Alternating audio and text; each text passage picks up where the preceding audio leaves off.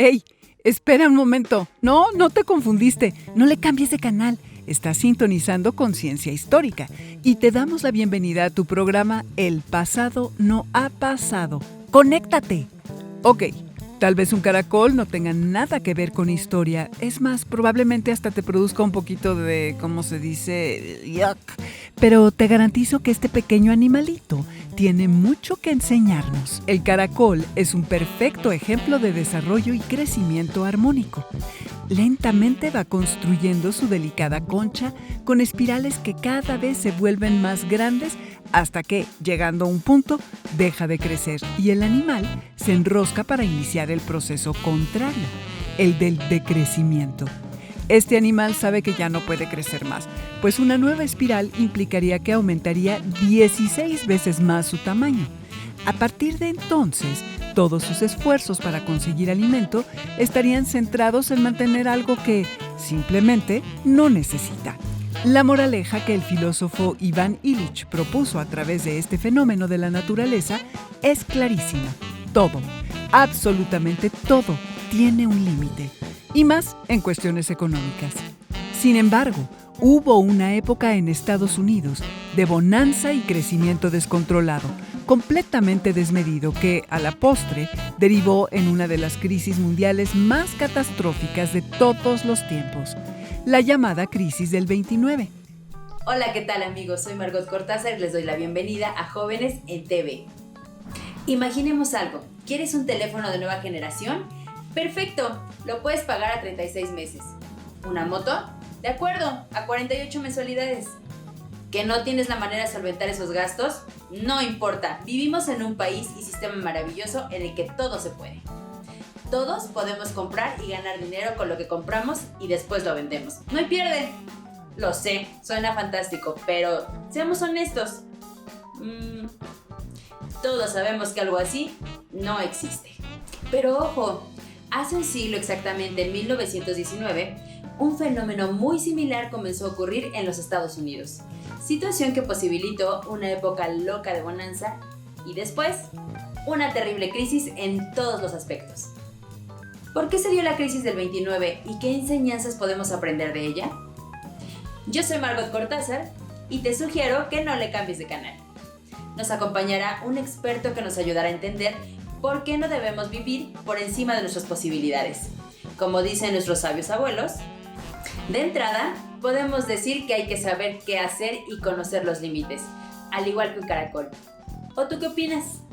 Normalmente cuando una palabra se escucha por todos lados, su verdadero significado tiende a difuminarse. Incluso ya no le prestamos atención ni le damos importancia a su verdadero sentido. No obstante, hay una palabra que, aunque la escuchamos todos los días en los medios, no deja de impactarnos y producirnos miedo. Esa palabra es crisis. El antiguo médico griego Hipócrates fue el primero que utilizó este término para hacer referencia al estado de la enfermedad de un paciente. Simplemente se usaba en aquella época con el objetivo de dar un diagnóstico. En economía, la palabra crisis significa que una nación o una región pasa de una fase de crecimiento económico a una de recesión o depresión.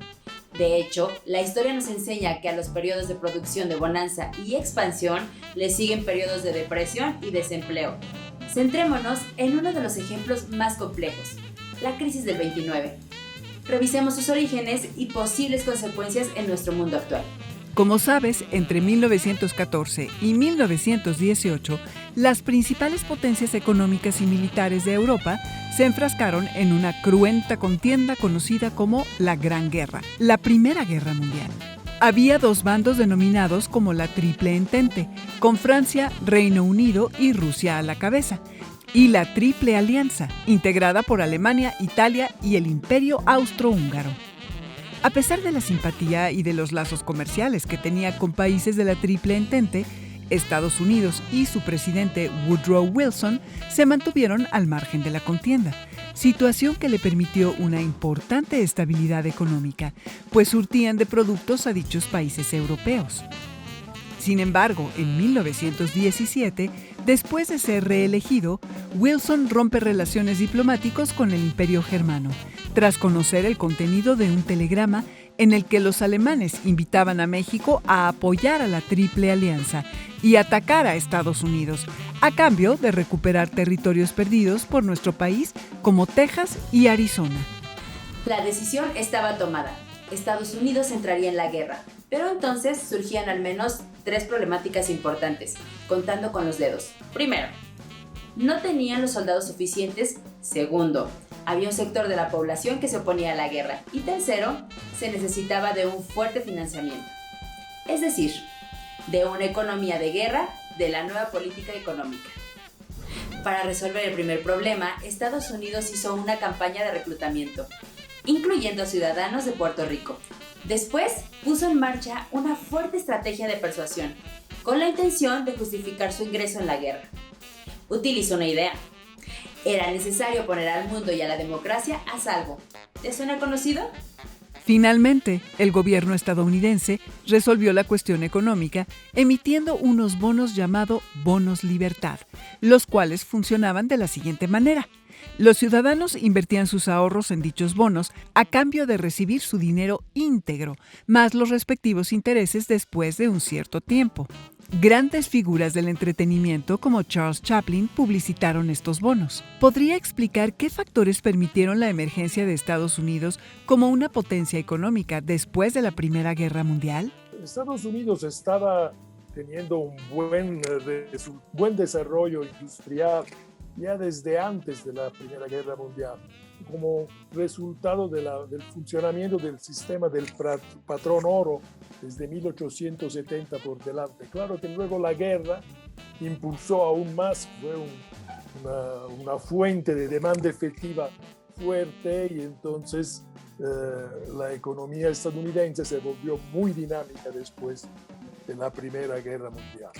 Porque, después de un periodo muy breve, Estados Unidos entra en la crisis del 29. Por un lado estaba, digamos, el fuerte dinamismo de la economía real, la parte industrial de Estados Unidos. Por otro lado, había un problema de tipo financieros que se generan no en Estados Unidos, se genera en el mundo con la Primera Guerra Mundial. La cantidad de deuda pública nacional emitida por los gobiernos era enorme y esta deuda pública circulaba libremente porque no había controles sobre los movimientos de capitales por los mercados financieros. Fue el gran problema de esta época. Bueno, los bancos de emisión se transformaron en Banco Central para tratar de resolver estos problemas, pero fue insuficiente. Entonces hubo mucha inversión especulativa en Wall Street. Entonces Wall Street subió, ¿no? Muchísimo, hasta que, bueno, se generó una situación peligrosa. Aquí entra un problema de organización institucional de la política monetaria en Estados Unidos. La Federal Reserve tomaban decisiones en reuniones entre las distintas Federal Reserve de los estados de la Unión. Entonces, lo que pasó es que cuando empezó la caída, cuando, digamos, explotó la burbuja el 15 de octubre, la Federal Reserve hubiera tenido que intervenir con por tiempo en fuerte cantidad, pero se quedó paralizada porque hubo un conflicto entre los Federal Reserve de los estados del este, que eran agrícola, y los del estado del oeste, que eran industriales. Entonces, conflicto de interés que paralizaron las decisiones. Y cuando intervinieron ya era tarde, porque ya había pasado tiempo y la crisis había afectado también a la parte real. ¿A todo periodo de bonanza le sigue necesariamente un periodo de crisis? Eso depende de la organización institucional, si las instituciones están bien puestas o no. La historia no tiene determinismo de este tipo. Entonces, si, por ejemplo, después de la Segunda Guerra Mundial, ¿no? Hemos tenido los acuerdos de Bretton Woods, hemos tenido 35 años, más allá de las fluctuaciones cíclicas menores, pero hemos tenido casi 40 años de tasa de crecimiento muy fuerte y de mucho bienestar para todos los ciudadanos de todo el mundo. Entonces, depende si están bien puestas o mal puestas las instituciones que tienen que guiar la economía. Recapitulemos. La guerra termina. Europa sufre las terribles consecuencias. Millones de muertos, ciudades destruidas y una fuerte crisis económica. En cambio, Estados Unidos vive tiempos de bonanza y se convierte en la primera potencia económica del mundo. La moral de los ciudadanos norteamericanos se encuentra por los cielos. Después de su determinante participación en la guerra, todo parece posible. La confianza de los consumidores es extraordinariamente elevada. En este contexto, y con el antecedente del éxito de los bonos libertad, los bancos sacaron a la venta bonos corporativos para que los ciudadanos invirtieran y obtuvieran intereses por sus ahorros. A los bonos le siguieron otros productos financieros similares, a partir de los cuales se podía invertir en acciones de las empresas en la bolsa de valores. Seguramente te estás preguntando, ¿en verdad cualquier persona puede invertir? Pues sí, cualquier persona, desde los obreros hasta los poderosos empresarios. Y esto era posible gracias a una idea que cambió todo: los créditos. Por primera vez en la historia se instaura esa idea que tanto escuchamos en nuestros tiempos: compre ahora y pague después. Los ciudadanos podían obtener créditos para comprar acciones, aunque no tuvieran el dinero suficiente, pues los intereses eran bajísimos. Y como las acciones del mercado subían y subían, aparentemente siempre se ganaba al momento de revender las acciones. En pocas palabras, los ciudadanos compraban barato y a crédito y vendían caro, obteniendo jugosas ganancias.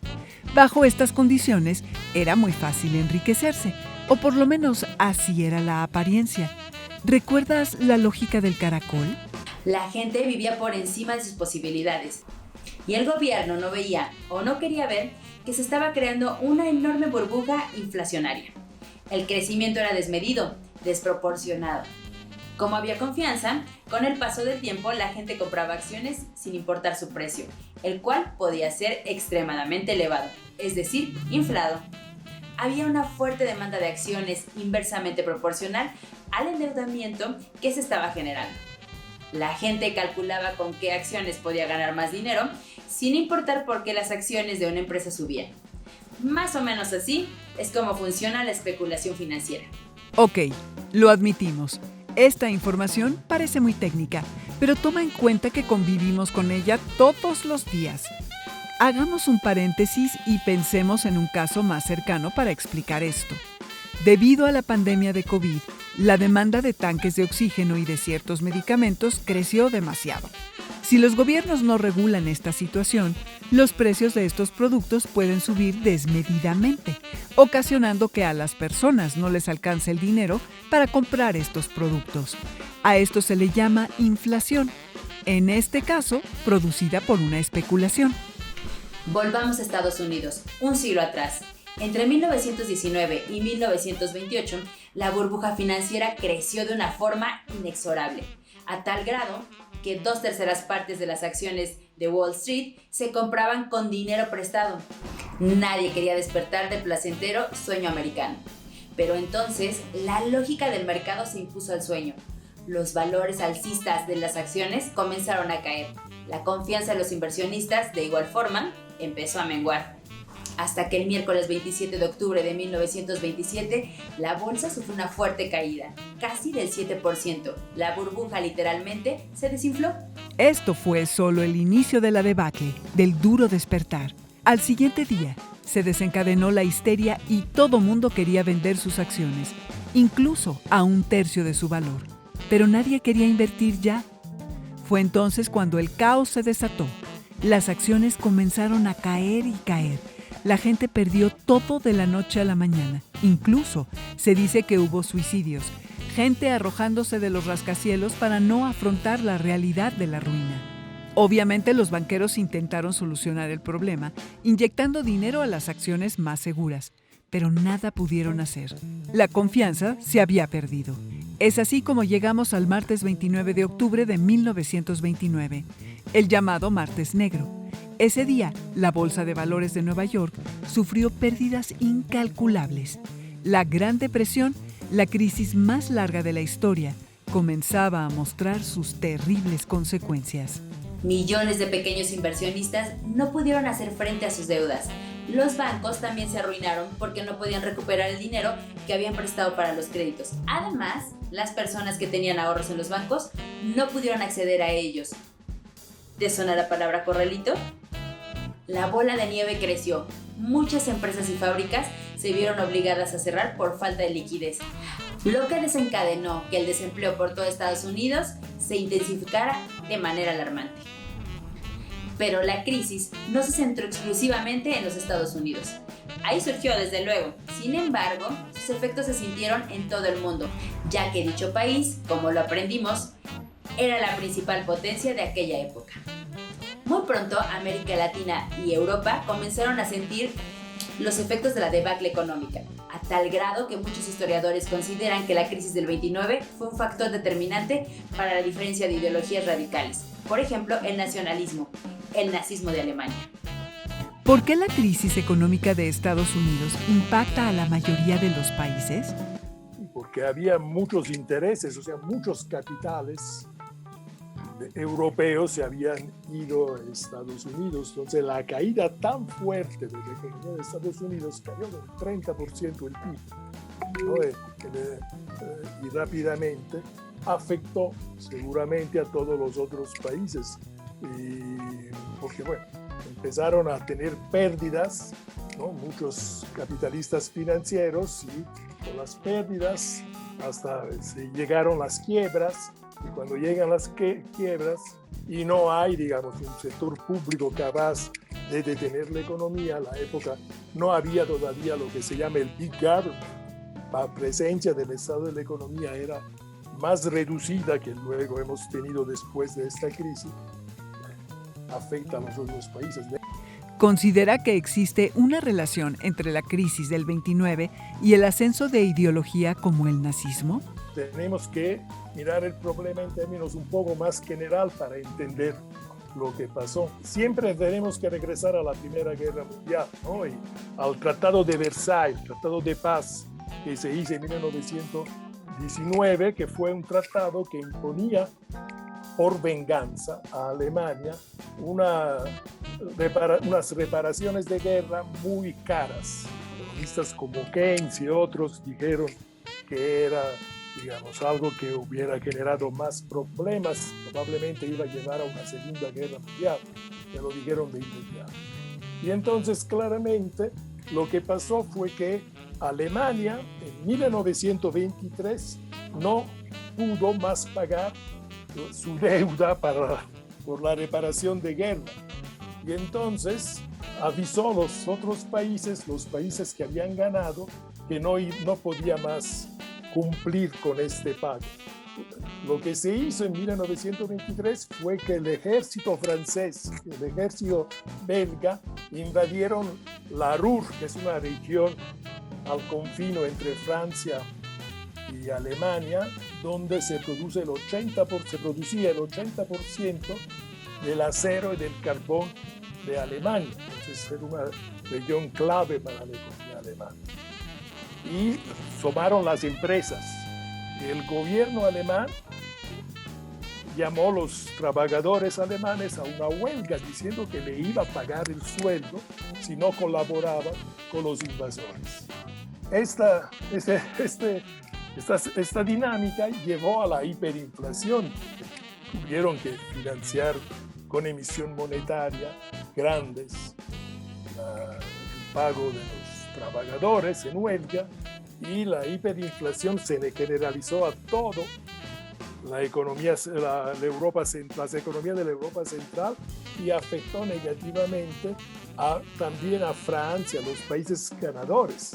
Entonces se dieron cuenta que no era esta una vía, la vía militar. Entonces esta política de austeridad generó mayores problemas económicos y muchos problemas sociales y políticos, de los cuales se aprovechó Hitler. Entonces, en ese sentido, Hitler fue beneficiado por todo lo que estamos diciendo y también por la crisis del 29. ¿Qué enseñanzas podemos extraer de la crisis del 29 para afrontar las problemáticas económicas del mundo actual? Yo creo que la más importante, para quitar no solo a una de estas es que tenemos que trabajar siempre para cooperar. Hemos visto de esta historia pasada que cada vez que no se lograba tener una buena organización institucional, pasaban problemas graves. Y no, eso no lo hacemos, ¿no? Y dejamos que los conflictos de interés nacionales o entre grupos más ricos y menos ricos dominen. Entonces, por allá no vamos a resolver ningún problema. Entonces, la unidad y la cooperación es siempre lo que sirve para los ciudadanos, para los países, las economías y para todos. Hay un estudio sociológico muy famoso, Los parados de Marienthal, hecho por un grupo de investigadores que estudiaban los efectos de un paro laboral en el contexto de la Gran Depresión y luchas laborales en esa ciudad austriaca, Marienthal. Este estudio fue retomado años después por el sociólogo francés Michel Bebiorka para estudiar el ascenso y éxito del nazismo en esta misma ciudad. Explica que con los efectos de la Gran Depresión y la crisis del 29, la gente comenzó a experimentar miedo a perder su empleo y sus hogares. La organización social, antes pujante y aguerrida, se comenzó a disipar creando condiciones favorables, entre otras cosas, para el ascenso del nazismo. ¿Qué quiere decir esto?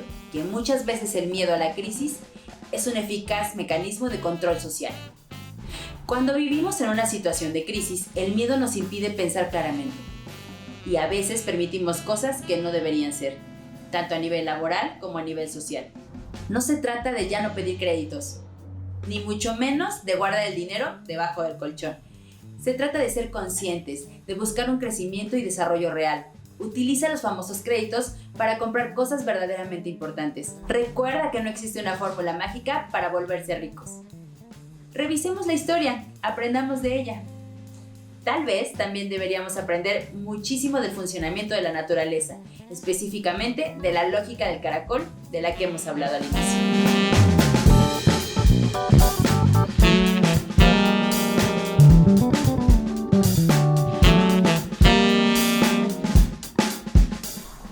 Haz este programa con nosotros, participa con Jóvenes en TV, un espacio de reflexión y construcción de conocimiento. Danos un like y no dudes en escribirnos. Hagamos conciencia histórica. El pasado no ha pasado. Conéctate. Nos vemos y nos escuchamos pronto.